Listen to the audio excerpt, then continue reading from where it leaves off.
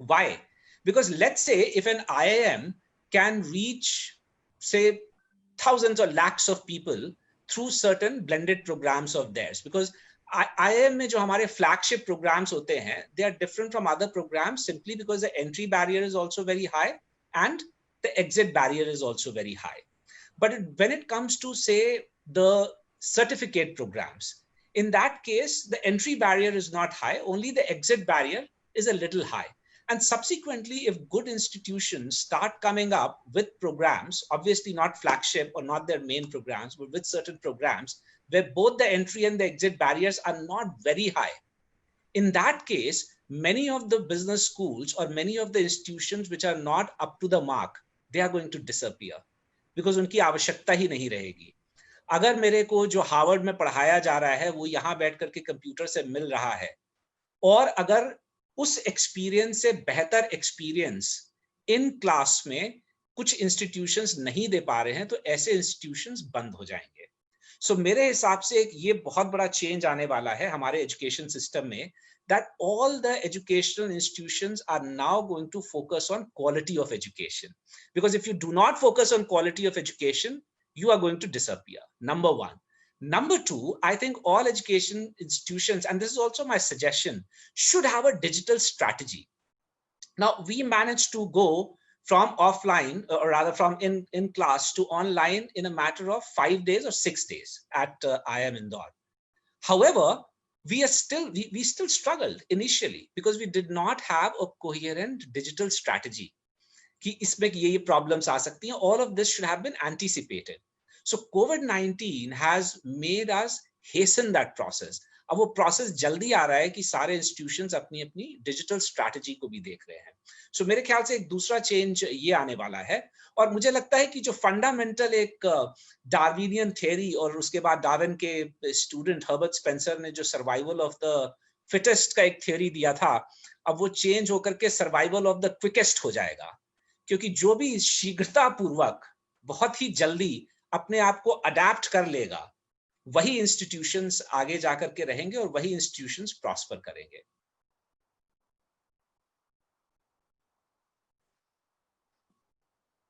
You are on mute. That is true, sir. Now everything, the circumstances are changing nowadays. Now my next question is, to what extent is the coronavirus pandemic impact the modes of teaching and learning in higher education? Right now, it has impacted 100%. So there are no physical classrooms which are operational, and obviously, even while we are trying to come out of the lockdown as a country, the educational institutions will start operating only in phase 2, not in phase 1. As was announced and told to us by the Home Ministry. And therefore, right now it's 100%. The only thing is here, once again, I have a word of piece of advice. And my piece of advice is that when you have taken education from an in-class mode to an online mode, please divide that education into 3 components: knowledge, skill, and attitude. Please remember that online education is not conducive for all 3 elements. Online education is very good so far as giving the knowledge is concerned, transferring of knowledge is concerned. But when it comes to skill, you need to create a combination of online plus in-class, because only through this combination can you actually inculcate the skill inside. For example, आप lab के experiment, ठीक है, आप virtual reality में कर सकते हैं. But once again, as I said, कि बहुत सारे senses होते हैं जो कि आते हैं. उदाहरण के तौर पे जब मैं स्कूल में पढ़ता था या जब मैं अपना engineering भी कर रहा था, since I come from an engineering background and later I changed into a management kind of field, whenever we did experiments, a whole lot of experiments involved smelling things. So अगर आप chemistry में कोई experiment कर रहे हैं और आप sulfur का smell ले रहे हैं, so then you know कि इससे sulfur oxide निकला, sulfur dioxide निकला, etc., etc. Now that cannot be done in an online mode. You can't do that. And therefore, for certain skills, you will require a combination of online and offline. And especially so far as attitude is concerned, I don't think online education is conducive for inculcating attitudes. Attitudes can be inculcated in a physical classroom kind of a setup. So therefore choose carefully.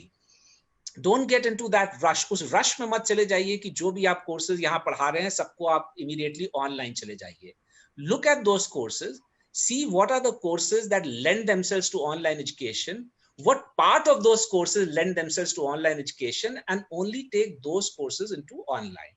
And even when it comes to online, try to make use of both synchronous and asynchronous methods. Synchronous method हो गया जैसे अभी हम लोग बात कर रहे हैं. So मैं बात कर रहा हूं और इसी रियल टाइम पे आप लोग बात सुन रहे हैं. Asynchronous ये होता है कि आप रिकॉर्डेड चीजें भेजें और उस रिकॉर्डिंग को व्यक्ति अपने अनुसार जब भी देखना चाहे, जब भी सुनना चाहे, वो सुन सकता है. So maybe you should look at the combination of asynchronous and synchronous कि कुछ चीजें आप recorded form में या e-material के form में भेज दें जिसको स्टूडेंट पहले से तैयार करके आए और उसके बाद आप synchronous mode में उसको education देने का कोशिश करें. So I think the COVID-19 coronavirus pandemic has actually made us understand these things and has actually made us rethink how can we increase the effectiveness of education in the online mode. And as I said, right now it's 100%, but I'm hoping, fingers crossed, कि शनई स्थिति सामान्य होती जाएगी और जैसे जैसे स्थिति सामान्य होती जाएगी संभवतः हम कुछ लोगों को अपने क्लासरूम में लाने का प्रयास करेंगे. Yes sir.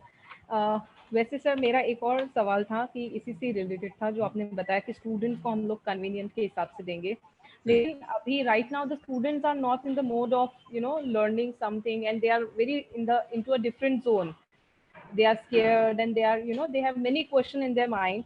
So how to encourage students to go for the education? क्योंकि maximum लोग जो हैं वो बोल रहे हैं कि हम लोग तो 1 साल का ड्रॉप ले लेंगे, either we should not study further अभी जब तक ये चल रहा है. So how to encourage them to go for the higher education? There are two elements over here. One is that we need to understand that at least when it comes to higher education, since we are talking about higher education, so there are two forces by virtue of which you can actually make people interested in something. One is called the push force. So which means that you try to push them into getting into higher education. The other is the pull force, where you try and attract them towards whatever it is that you're educating them on. Now, when it comes to higher education, I think we as educationists and we as educational institutions cannot really push the students. So we will have to use the pull mode, and we should actually encourage the parents to push the students into higher education. So I will address both. I'll first address the students. So whoever the students are in here, please remember that times such as this are in fact the best time to engage in education. And I'll tell you why. Because in any case, there is very little you can do.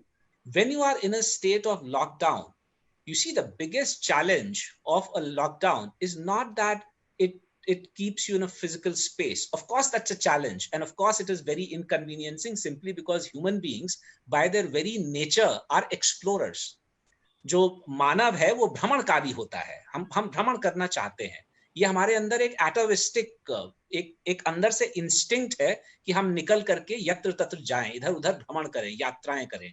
और इसलिए मानव को एक enclose space में रखना बहुत problematic चीज होता है. लेकिन वो जो प्रॉब्लमैटिक चीज है वो व्यक्ति को शरीर से ज्यादा उसके मानसिक मन स्थिति को प्रभावित करती है. The kind of mental health issues which come in during periods of lockdown are far worse than the kind of physical health. So that is part one. And the only way that you can actually address this is by making sure that you continue to learn. You continue to learn. And therefore, I'm saying this is the best time for you to actually learn because it will keep you safe. It will keep you mentally safe. Number one. Number two, I mean, irrespective of how much you love the people that you may be with during the lockdown, I'm sure 24 घंटे उन्हीं को देख देख करके आप भी परेशान हो ही जाएंगे. आप चाहे कितना भी प्रेम करते हो उस व्यक्ति के साथ जिसके साथ आप लॉकडाउन में हो. सो अगर आप एजुकेशन में, अगर आप पढ़ने लिखने में चले जाएंगे तो कम से कम आपको वो जो एक रूटीन बन जाती है उससे भी एक छुटकारा मिलेगा, उससे भी आपको एक थोड़ी बहुत शांति मिलेगी. And the third and the most important thing is this is the time when you don't have any other distractions. आपके पास और कोई distraction है ही नहीं. So इस समय आप जब भी दिमाग लगाएंगे और ध्यान को केंद्रित करेंगे, the focus and the attention that you would be able to give to your education is going to be very very good. And एक बहुत ही selfish दृष्टिकोण से यदि मैं आपको ये सुझाव देना चाहूं, तो ये याद रखिए कि भले ही ये कोविड आता चाहे नहीं आता, the world is changing because of the fourth industrial revolution. After the fourth industrial revolution, and it is already underway, the kind of jobs which will be available in the economy, and I'm not talking just about India, I'm talking about across the world, are going to be very, very different from the kind of jobs that you think are available or that you think are going to be available.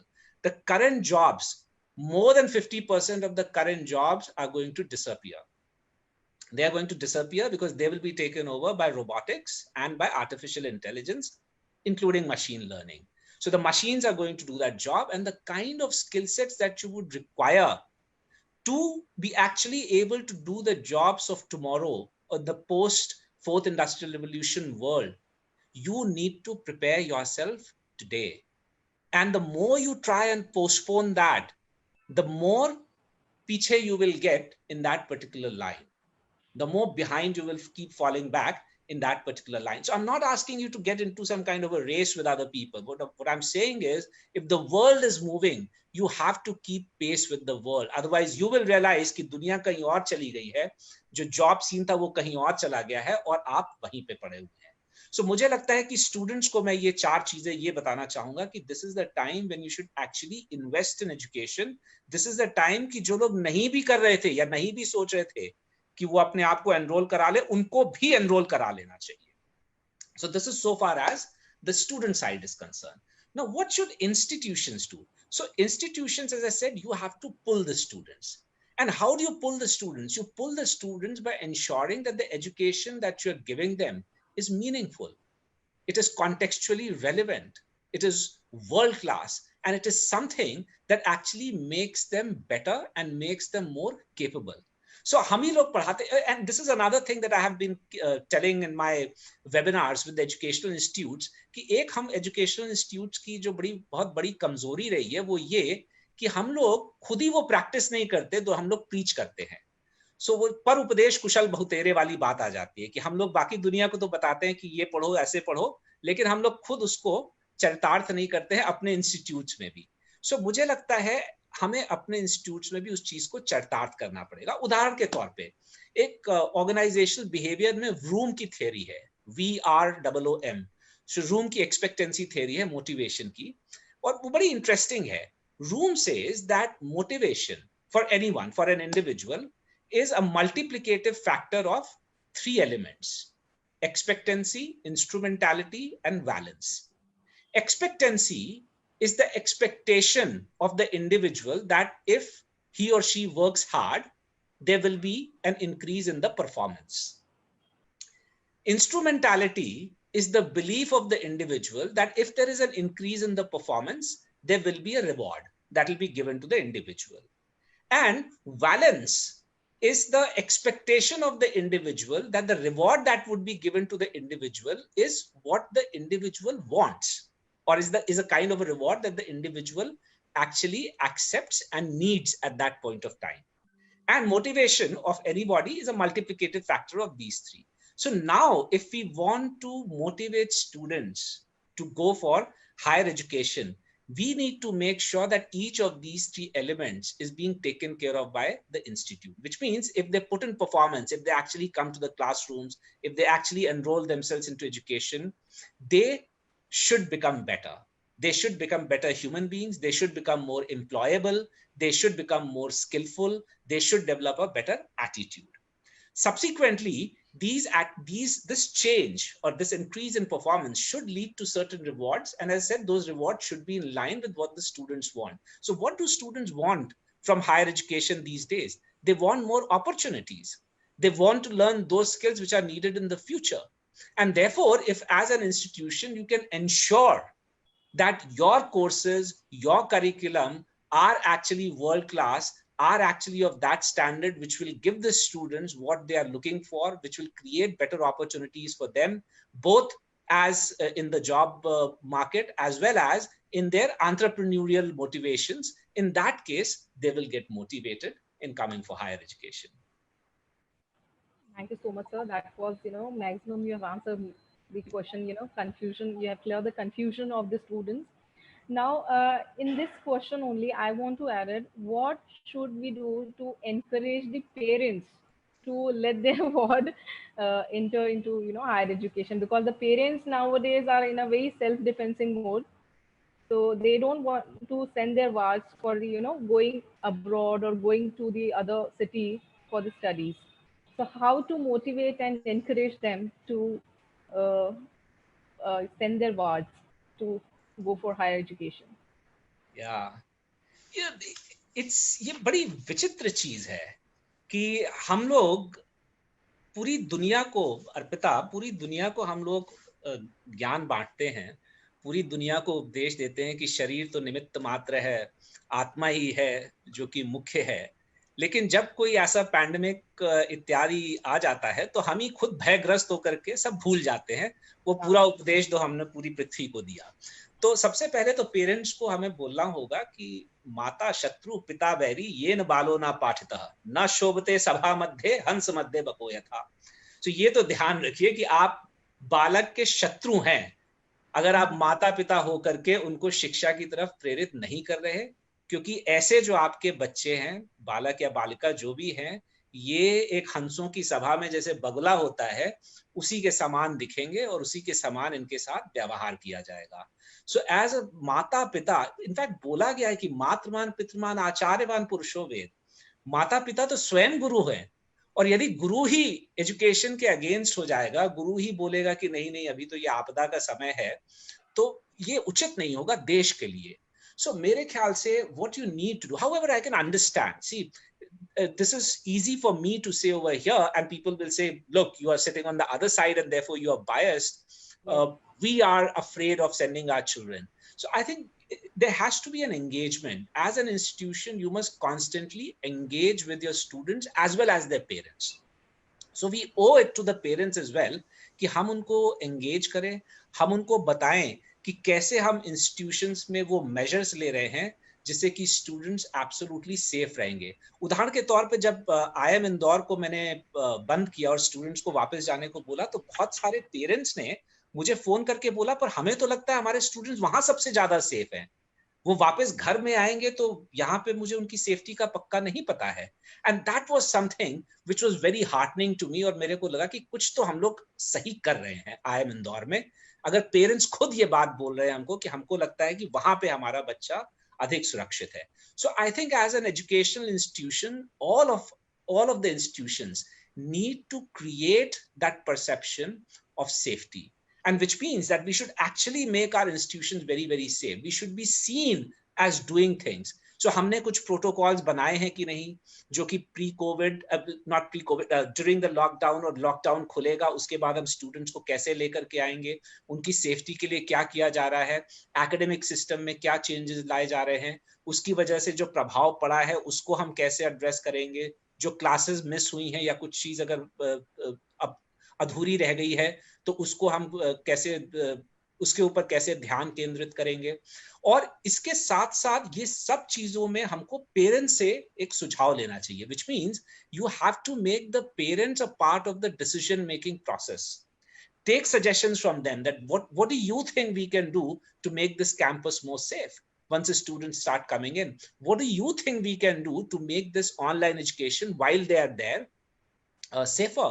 Can we bring in something that you think is important for your ward? Can we, for example, at IIM Indore, I have continued providing the services of the psychological counselor. So we used to have a psychological counselor, जो कि 3 psychological counselors in fact, और एक online psychological counseling company, जो कि students यहाँ पे थे तब तो थी ही, उनको मैंने continue रखा। So अभी भी जो भी students हैं जो बाहर भी हैं, they can call up or email and then get consultation from these psychological counselors. सो जो जो आवश्यकताएं हैं, जो जो चिंताएं हैं पेरेंट्स की, यदि हम उनको एड्रेस कर दें और उसके बाद पेरेंट्स को सहभागी बना लें एक डिसीजन मेकिंग प्रोसेस में, जैसे जैसे हम इंस्टीट्यूशंस को खोलते हैं, मेरे ख्याल से वो लोग समझ जाएंगे। और अल्टीमेटली पेरेंट्स को हमें ये बताना होगा कि देखिए, स्कूल में भी या कॉलेज में भी जब भी कोई छात्र या छात्रा आती है, सो वो लोग समय व्यतीत करते हैं, पर बहुत सारा समय वो लोग अपने घर में भी व्यतीत करते हैं, स्पेशली जो डे स्कूल्स होते हैं, डे कॉलेजेस होते हैं या डे स्कॉलर्स होते हैं। सो उनका ये दायित्व है कि वो इंश्योर करें। और जो मैंने स्टूडेंट्स को बात बताई फ्यूचर को लेकर के, आई थिंक वही बातें पेरेंट्स को भी बताई जा सकती हैं कि the future is changing big time, and if they don't want their children to be left behind, they must ensure that they invest in the education of the children. And this is the best time and the most appropriate time for them to invest in the education of their children. Thank you so much, sir. We will try to follow your suggestions, and we will try to connect with the parents too. And we will ask them to, how to make our institute more safer. And we will definitely going to, follow your instructions.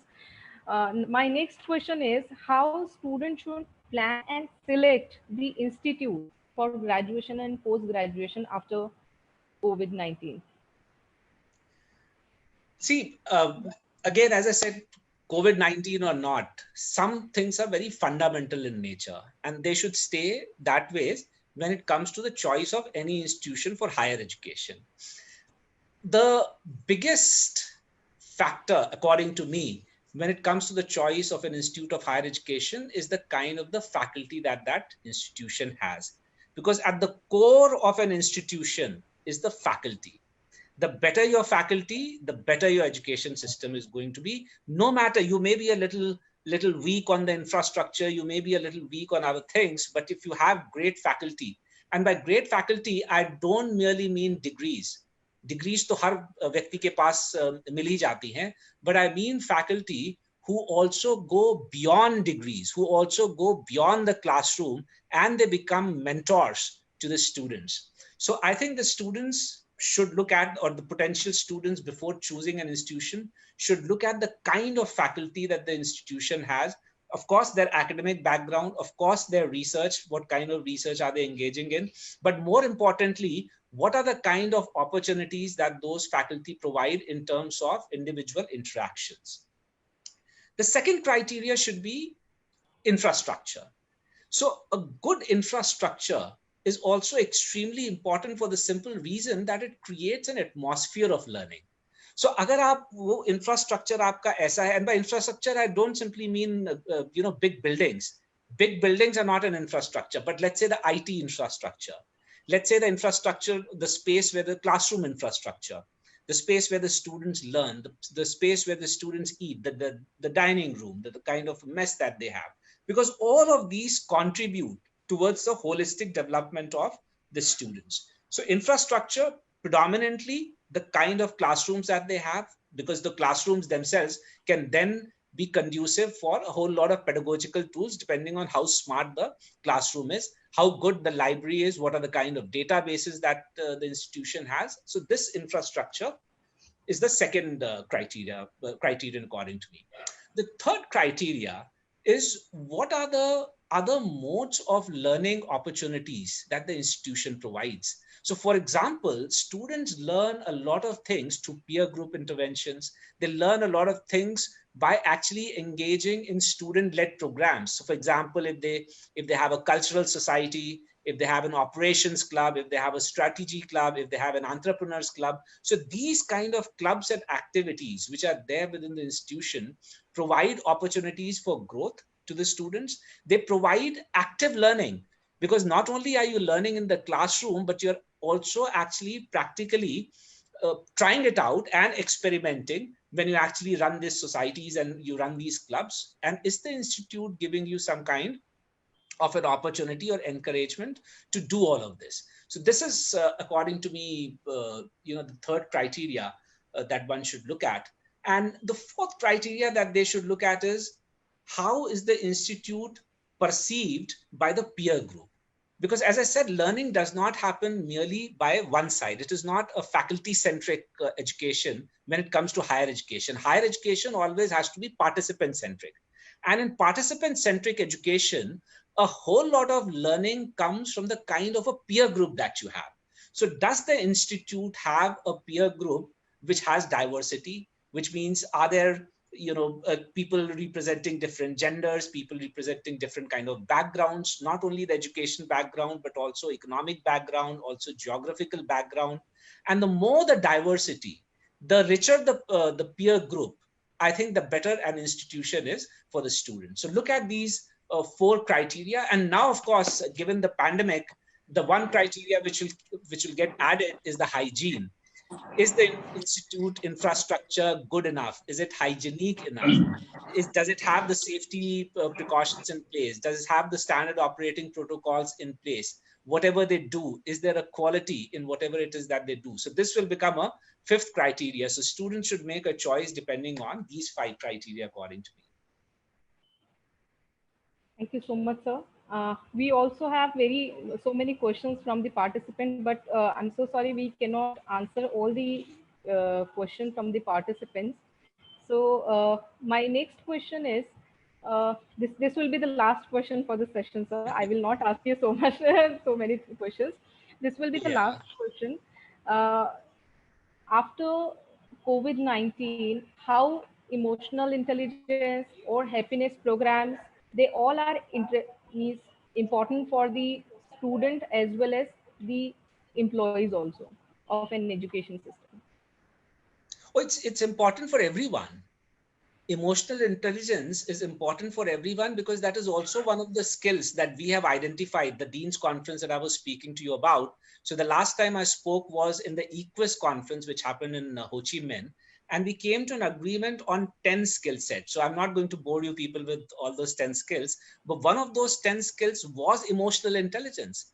And we said that post 4th industrial revolution, again, irrespective of the COVID has merely accentuated the need for that particular skill. We will need to be emotionally intelligent, and we will need to train people to be emotionally intelligent. And what is meant by emotionally intelligent needs to be understood. Emotional intelligence means that you should be able to manage your emotions as well as the emotions of the other person that you are actually interacting with. Please note that emotional intelligence and emotional stability are 2 completely different things.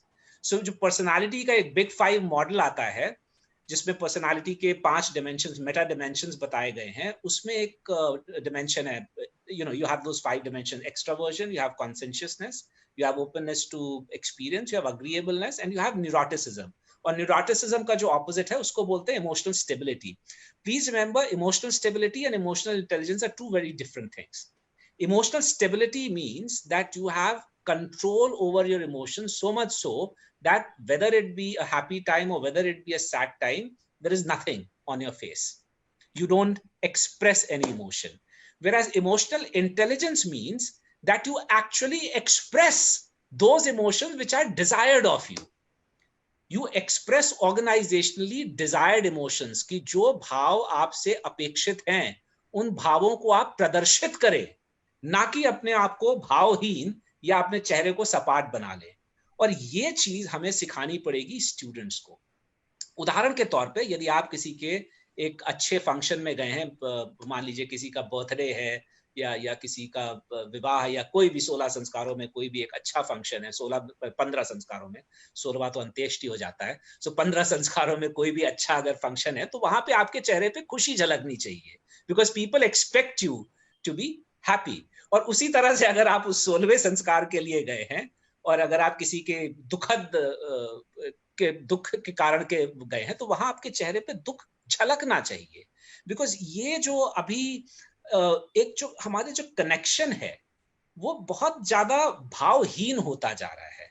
और ये पूरी पृथ्वी पे हम देख रहे हैं, ये मात्र भारत की हम बात नहीं कर रहे हैं या मात्र पैंडेमिक के समय की बात नहीं कर रहे हैं। उदाहरण के तौर पे हमारे पास कम्युनिकेशन के टूल्स बहुत ज्यादा हैं लेकिन कम्युनिकेशन कम हो गया है। सो मुझे याद है कि जब तक मोबाइल फोन नहीं था तब तक शायद मैं अपने पेरेंट्स से ज्यादा बात करता था, और हम लोग हॉस्टल के, उस समय हॉस्टल में इंजीनियरिंग कॉलेज, जब मैं इंजीनियरिंग कॉलेज में था, मैनेजमेंट में आते आते तक मोबाइल आ गया था, लेकिन जब इंजीनियरिंग कॉलेज में थे तो हॉस्टल में एक लॉबी में एक फोन होता था और उसके बाहर एक लंबी सी भीड़ लगी रहती थी, क्योंकि एक के बाद एक हम लोग फोन करना शुरू करते थे। और क्योंकि 7 बजे के बाद उसका जो दाम है कम हो जाता है, और हम लोग सब, कम से सब तो नहीं लेकिन कम से कम मेरे जैसा व्यक्ति बहुत ही मध्यम low middle income group family से आया था, तो हम लोग चाहते थे कि भाई जब सबसे कम दाम में हम बात कर सके हम करते, लेकिन हम करते थे, रेगुलरली करते थे। और अभी मैं देखता हूं कि हमारे पास इतने ज्यादा कम्युनिकेशन टूल्स हैं पर हम बात उतनी नहीं करते हैं। और ये मेरे ऊपर भी, मैं अपने ऊपर भी ये उंगली उठा रहा हूं। हम मैसेज करके प्रसन्न हो जाते हैं कि हाँ भाई ठीक है, मैसेज कर दिया तो सब ठीक ही होंगे। और अभी तो ऐसा हो गया है कि अगर कुछ लोग अपने माँ बाप को फोन करते हैं तो माँ बाप को चिंता हो जाती है कि कुछ हो गया क्या, कि तुमने फोन कैसे कर दिया। सो ये जो एक बदलाव आ रहा है, और ये सब देशों में आ रहा है, केवल भारत की बात नहीं है। So I think somewhere we have to bring those connections back. I'm not saying go back to joint family systems, do all of that. नहीं, हर एक को स्वतंत्रता है कि वो कैसे घर में रहना चाहता है, किस तरह की फैमिली में रहना चाहता है. But this human to human connection has to increase. And I think something like a COVID pandemic has taught us the importance of this human connection. आप कितने भी महान क्यों ना हो गए हो, आप कितना भी अपने आप को बलशाली क्यों ना समझते हो, शक्तिवान और समर्थ क्यों ना समझते हो, लेकिन जब ऐसी महामारी आती है तो सबके अंदर इच्छा होती है कि बात करें। अभी जिन मेरे फ्रेंड्स ने 8-8 10-10 साल से बात नहीं की थी, वो अब ऑनलाइन मीटिंग कर रहे हैं कि शाम को इतने बजे हम लोग मिलते हैं, जूम पे ऐसा करते हैं, और वो लोग वापस बात करने लगे हैं, because suddenly they have realised that when it comes to such pandemic, there is nobody to talk to you. Nobody is, if you look at the problem that our elderly face, हमारे यहाँ जब वृद्धावस्था आती है लोगों की, तो उनकी सबसे बड़ी प्रॉब्लम क्या होती है? सबसे बड़ी प्रॉब्लम ये होती है कि उनके साथ कोई बात नहीं करने वाला होता है। और ये मेरे लिए ये बड़े अजीब बात है, क्योंकि अगेन हम अपने आप को विश्व गुरु बोलते हैं संस्कृति और सभ्यता का, और ये चीज यदि मेरे देश में हो रही है तो इससे मुझे बहुत खराब लगता है कि ये हमारे यहाँ नहीं होना चाहिए। हमारे यहाँ ऐसा नहीं होना चाहिए कि बड़ों को लग रहा है, बुजुर्गों को लग रहा है कि उनके साथ समय व्यतीत करने के लिए कोई तैयार नहीं है। तो इस पैंडेमिक ने मेरे ख्याल से सबको ये सिखा दिया है, इंक्लूडिंग जो यंगस्टर्स है हमारे, इंक्लूडिंग जो बच्चे हैं, कि बात करने की इच्छा सभी को होती है।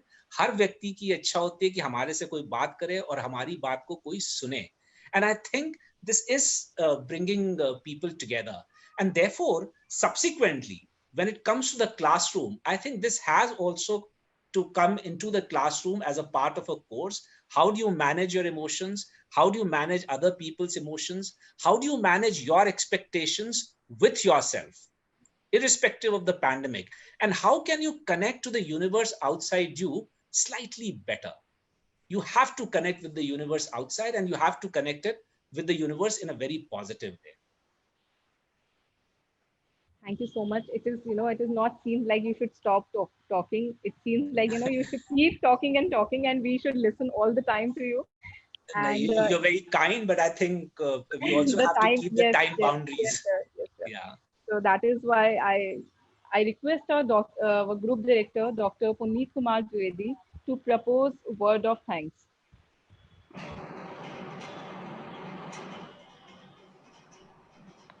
It is a matter of pride to have you, sir, here. And really, this is a very great session we had. And we enjoyed a lot. And like Madam told just now, कि हम तो इसे continue करना चाहते हैं लंबे समय के लिए। अब कभी कोविड खत्म होने के बाद हम सर का समय निवेदित करेंगे और अपने संस्थान में लेके आएंगे। इंडस्ट्रीज भी सर को घुमाएंगे और सर का जो गाइडेंस रहेगा उसको लेंगे। और जैसे सर ने बताया कि हमको विश्वगुरु बनना है, तो जो जो चीज़ों पर ध्यान देना है, निश्चित ही मॉडर्न भी उन सारी चीज़ों पे ध्यान देगा। हम क्वालिटी एजुकेशन पे भी ध्यान देंगे, क्वालिटी फैकल्टीज पे भी ध्यान देंगे, और जहाँ भी आवश्यकता पड़ेगी हम सर का मार्गदर्शन लेते रहेंगे। आप हमसे जुड़े, और अन्य भी बहुत सारे एकेडमिशियंस पूरे शहर से जुड़े हुए हैं, आसपास के शहरों से भी जुड़े हुए हैं। सबका बहुत बहुत धन्यवाद। फिर से मैं डॉक्टर हिमांशु राय जी का हृदय से आभार व्यक्त करता हूँ कि आपने इस समय, इस महान त्रासदी के समय, जो एक बहुत महत्वपूर्ण जानकारी थी जो एजुकेशन के सभी स्टेक होल्डर्स तक पहुँचनी थी, वो पहुँचाई है। और एक गुरु होने का जो दायित्व है वो निभाया है, और हम सबको कृतार्थ किया है। मैं धन्य हूँ और मैं आपको प्रणाम करता हूँ। Thank you very much, Puneet. Thank you. Thank you, Mr. Karia. Thank you, Mrita. Thank you very much. Bye. Bye-bye, sir. Yeah, and thank you everyone who's a part of this conversation, and all the participants who are in here.